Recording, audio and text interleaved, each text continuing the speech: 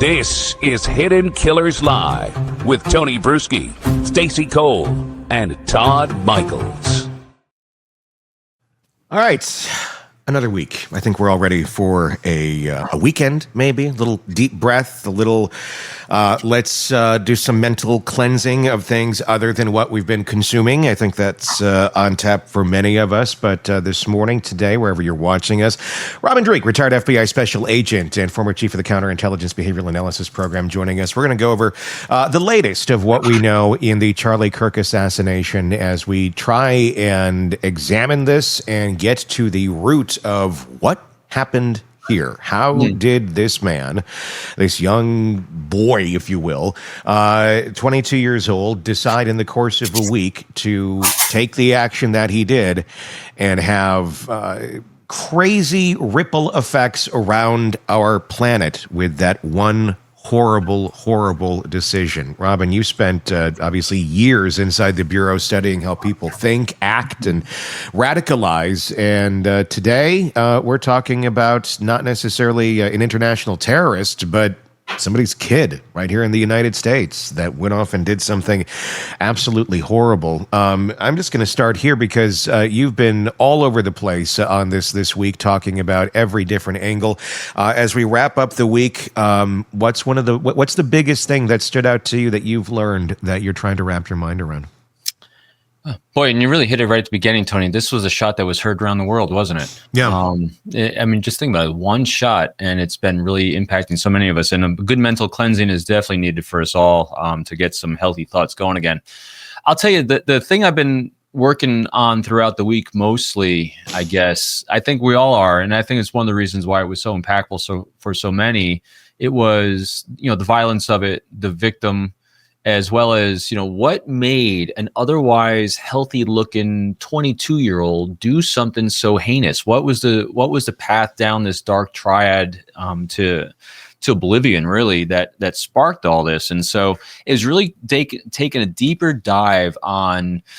I don't like chasing things as much because I've worked in the world of counterintelligence, and if you're chasing things after they happen, you'll never catch up.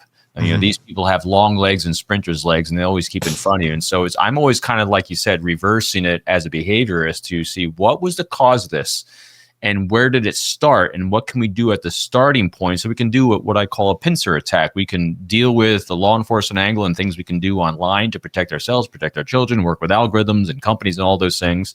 And some of what I'm going to suggest here will fall into that. But also, where is the root cause and what can we do at the beginning of this to, again, here's someone before the prefrontal lobes even fully formed at the age of 22 years old, has let his emotions and his groupthink, his self-centered actions. And I want to be very clear on this. This is not the action of a social justice warrior, just like Luigi Mangione isn't. And I don't care who you are and what camp you're in on this. All we need to do is look at history of successful social justice warriors, as I mentioned earlier in the week, whether it's Desmond Tutu, Martin Luther King, Gandhi, Nelson Mandela. All these individuals were social justice warriors, clear messaging, and they had civil discourse. So I looked at this whole thing. Where did civil discourse fall? Where's it fallen out of our system? The Socratic method was introduced by Socrates back in 5 BC. Mm-hmm. And it was a method for engage. I actually looked up all the research on this as well. It's what law enforcement uses when interviewing someone. It's what interviewers like yourself use on radio shows and podcasts. It's what a lot of people use, but for some reason, it falls by the wayside in a lot of places in our society. And that's what, kind of to my point earlier this week, was curiosity died. And the Socratic method of really interrogating and asking what questions and asking, not just dictating our thoughts onto others, but we actually ask them what they think about what we think. Again, it's being questioning, it's being interrogating our thoughts and thoughts of others, and it's what has died. And part of that is that curiosity. And so at some point along the way, he being the shooter, lost the need or want to inquire about his own thoughts about why he believes something. So that's what I've been really wrestling with, is like, what do we do as a society now? Again, I'm not a psychologist or a fixer. I'm the law enforcement guy, behaviorist that says, all right, what's the root cause and what are we going to do about it? And so from what I've seen, because this is different than a Koberger. This is a person that, in my estimation, again, not a psychologist, not born with a broken brain. Mm-hmm. He was born pretty normal in a pretty healthy family. Again, healthy, falling within the parameters of normal behavior, as much as we all. But somewhere along the way, that brain got twisted. Mm-hmm. The curiosity died, and then it was not substantially invigorated by the online community. I did research on how many online forums and how many social networking places and how many video games actually utilize the Socratic method of questioning, or are they just promulgating what's right and what's wrong according to their dogma. So it was a really deep dive on all that. So that's what I've been doing. Well, I mean, and when we jump into all of that, I mean, I wouldn't necessarily expect video games to be, teaching morals or it's bounds not about morals either. Yeah, or bounds. But obviously something went horribly wrong here. When we talk about conversation and having discourse with each other and learning and hearing each other, I think it feels like the definition of conversation is not the same for all of us. And I do wonder if that there's a generational change in what that means based on how people have been raised. And I'm not saying just within their families. I'm saying more so within the social structure of our society, of our social media, of everything everybody consumes from birth, basically. I mean, this is a kid. He's 22. I have no idea when he got his first phone, but he's very easily one of those kids who could have had an iPhone in his hand at a very, very, very young age. Or a device, and this is, and completely brought up in a world where this is how he consumes information. And an iPhone on its face is not an evil thing. It's the way we consume it and the way that we understand how to do it. But I feel like we've gone into that world with no playbook, and our brains aren't equipped to do it. But back to my point about the conversation. Conversation does not mean dictating your thoughts to others and walking away. that feels like how a lot of people view conversation today. It's like, I'm just going to spew my thoughts, and then you're going to spew your thoughts, and we're not going to necessarily go back and forth all that much. We're just going to keep spewing why we're right to each other, and never taking the moment to sit down and say, let's hear you. Let's hear you. Let's think about it. And that seems to be a big missing piece with a lot of folks today. And Tony, think about it too, that a lot of times the younger people, I'm going to sound really old and I'm going to scream at you to get off my damn lawn in just a minute here, but we don't talk anymore. And we don't sit down at the table and talk. We don't talk on the phone. We use Messenger. We use texting. We don't have this back and forth where I'm seeing the reaction on your face. I'm just taking whatever is printed to me, like in typeface, as your feelings. And a lot of times people don't convey their feelings properly through that medium. So we're missing out on the nuance of actual face-to-face conversation. And I think we're losing that emotional tie to people. We don't see that, wow, my words just hurt you. Mm-hmm. And feel that empathy. We don't feel that. We just throw something out there and damn it, I'm right, and walk away. And I want to add this to that too, because I agree. Is this something that's different too, that has been an effect of social media and the way people communicate? Are we isolating generationally more than we ever have before? I mean, it used to be, it seems you would look to folks who are a bit older than you or much older than you for wisdom, for thoughts, for people who've gone through life a little bit. When you're young, you're not going to make good decisions. You're going to make rash choices. You're going to make decisions that you'll end up looking back and going, that was horrible. And normally it doesn't end with executing someone. It's usually much tamer than that. But I feel like there is this isolation with a younger generation that seems to be missing that seems to be missing. Life isn't as horrible as I may think it is, and the voices that used to be, they're the older generations.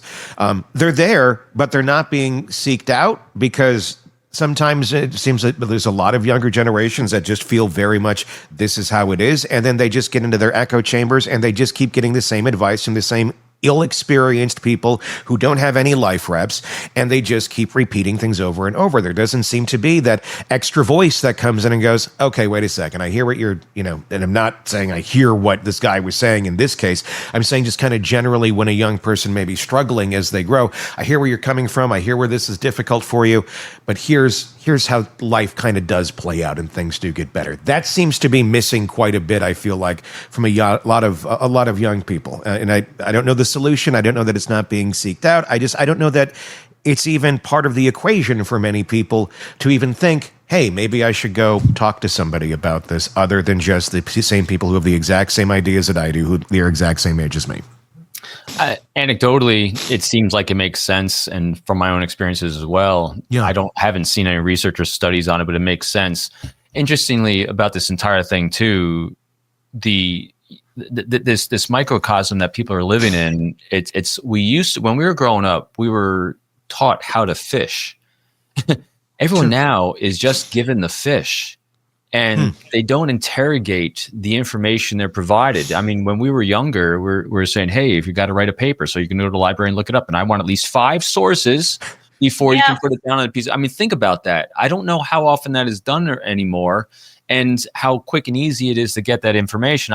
So here's other research I did on this when it comes to interrogating information and questioning, and not questioning like you're right or wrong. Questioning is like, help me understand what I believe so I can understand what you believe. And again, I'm going to not try to repeat that Socratic method so much, but it's really so fitting for here. Now, if you want, I'm going to read the definition of it. Yeah, sure. Socratic is, for people that haven't heard of it or just haven't done a deeper dive, it's a form of cooperative argumentative dialogue between individuals based on asking and answering questions to stimulate critical thinking, draw out underlying ideas and assumptions, and expose contradictions in one's beliefs.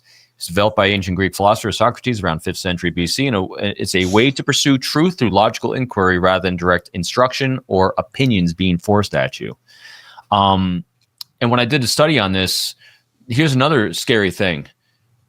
This is what schools aren't doing this. There's only one program I could find. Now, granted, individual schools might do this, but there's only one program you could actually buy that it's only used by like 1,000 people across the country, I think, that actually uses a teaching platform for the Socratic method.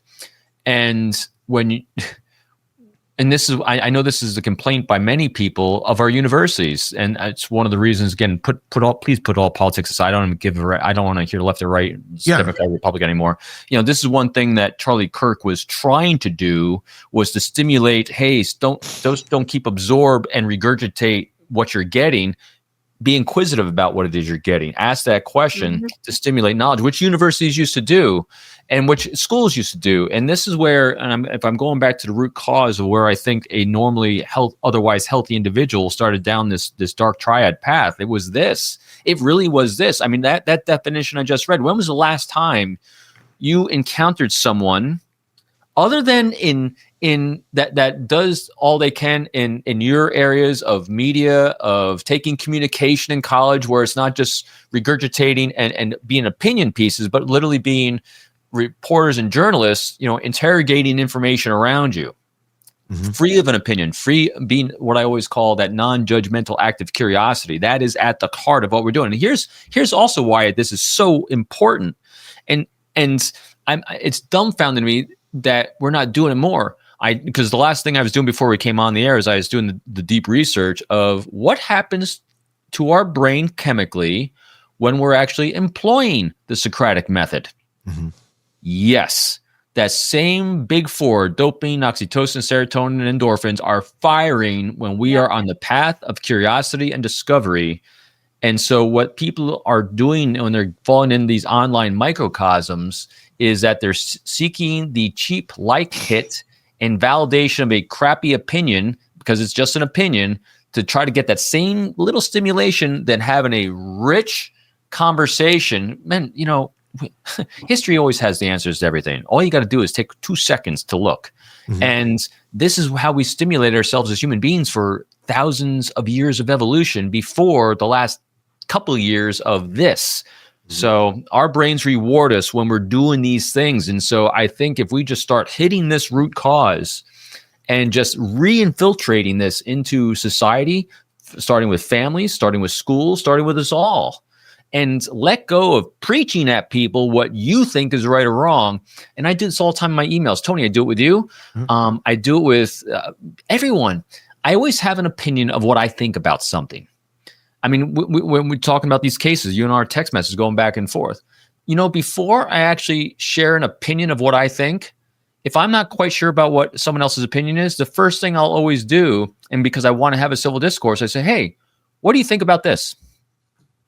I don't tell you what I think first. I want your thoughts and opinions about it, because then I'm going to know your context, what your perspective is. And then if it's different than mine, I'm curious about, what made you say that, Tony? Sure. And then we start getting context. We build, and then 99% of the time, I completely modify my take and assumptions. Mm-hmm. My gosh. Which is rare, and most people don't do that. Most people don't modify anything. They're ingrained. It's carved in. And why would I want to change that? Well, because that's how you grow and learn. Want more on this case and others? Then press subscribe now and don't miss a moment of true crime coverage from Tony Bruschi and the Hidden Killers podcast.